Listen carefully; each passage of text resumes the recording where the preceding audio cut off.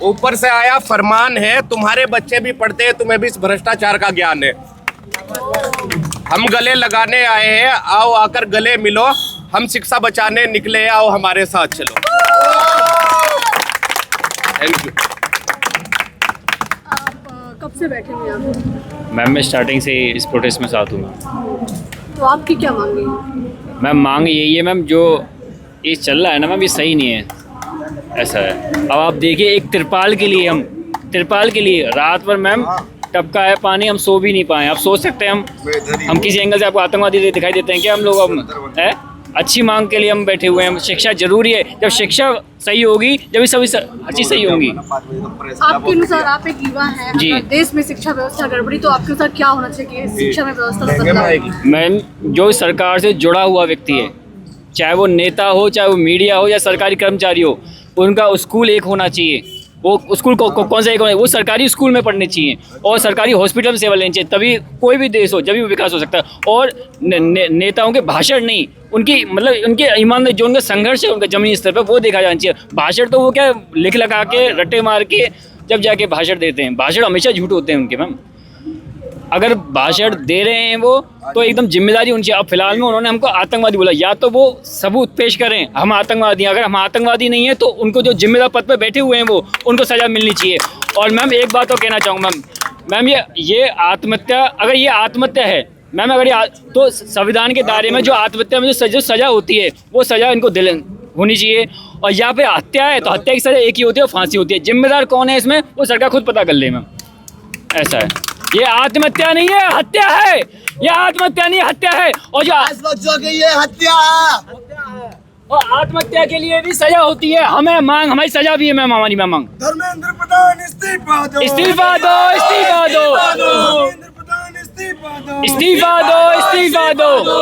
आत्महत्या के लिए धर्मेंद्र प्रधान को सजा दो, सजा दो, सजा दो, हत्या के लिए धर्मेंद्र प्रधान को सजा दो, सजा दो, सजा दो, हत्या के लिए धर्मेंद्र प्रधान को सजा दो, हत्या के लिए धर्मेंद्र प्रधान को सजा दो, हत्या के लिए धर्मेंद्र प्रधान को सजा दो।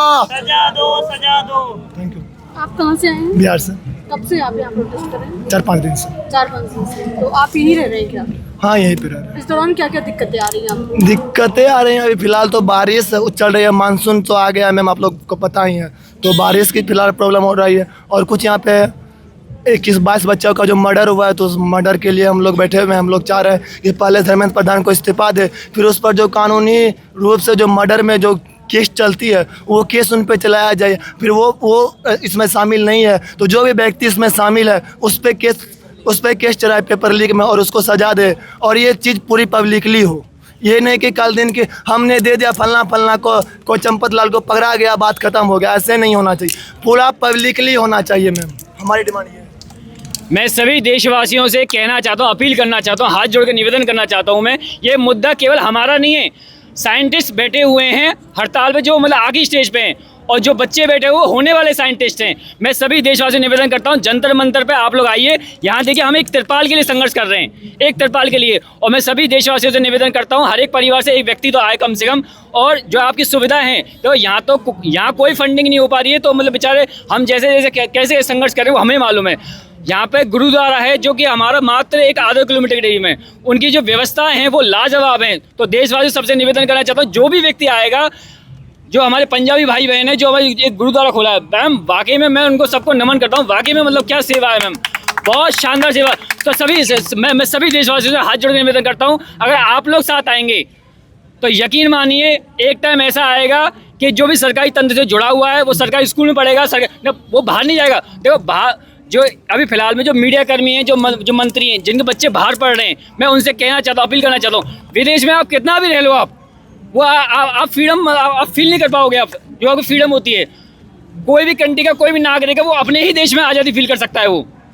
और मीडिया है ना, मीडिया अगर टॉप जो अभी फिलहाल टॉप स्ट्रीम की मीडिया अगर वो मतलब अपना काम ऐसा करिए देशद्रोही वाला, तो मैं आप लोगों से निवेदन करता हूँ, जो आप लोग युवा हैं, जो आप लोग आगे आ रहे हैं, आप उनकी जगह लीजिए मैम।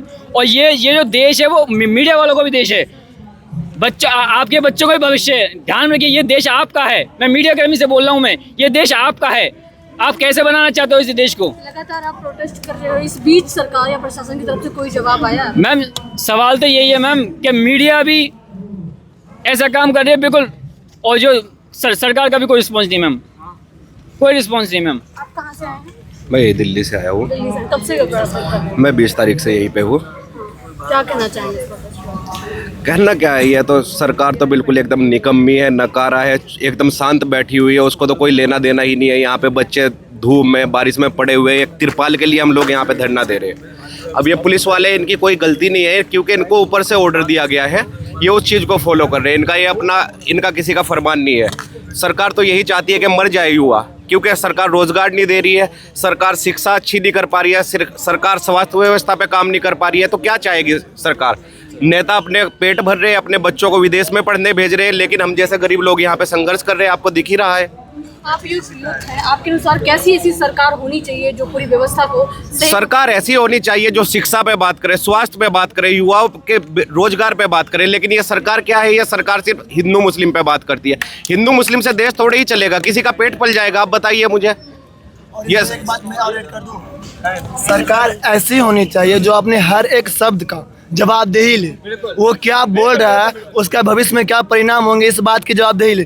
कुछ भी आए मैक पे कुछ बोल दिया, ये नहीं होनी चाहिए। ये बात मैं ऐड करना चाह रहा था। तो आप क्या कहना चाहेंगे इस प्रोटेस्ट के बारे में? आप लगातार प्रोटेस्ट कर रहे हैं। हम बैठे हैं, तब तक बैठे रहेंगे जब तक धर्मेंद्र प्रधान इस्तीफा नहीं दे देते। अगर पुलिस ने आपकी मांग पर पूरी नहीं किया तो आप आगे क्या कर? तब तक यहीं बैठे रहेंगे।